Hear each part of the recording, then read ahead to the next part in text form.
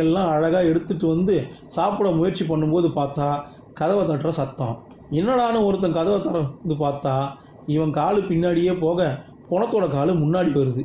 ஜம்முன்னு வந்தவர் மூக்கில் இருந்த 2 பஞ்சை எடுத்து வச்சுப்புட்டு அதே மாதிரி நொட்டாங்கையில் மொத்தத்தையும் கீழே கொட்டி லபுக்கு லபுக்கு லபுக்குன்னு சாப்பிட ஆரம்பிக்கிறாரு.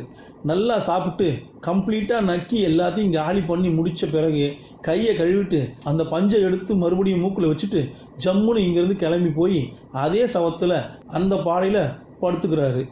அதே சமயம் பையன் ஓடியான்ட்டான். அப்பா கையெழுத்து போடுப்பா, வாப்பா வாப்பான்னு கையெழுத்து போடுப்பான்னு சொல்லும்போது பொணம் படுத்துக்குது. நார்மல் மோடுக்கு பொணம் போயிடுச்சு.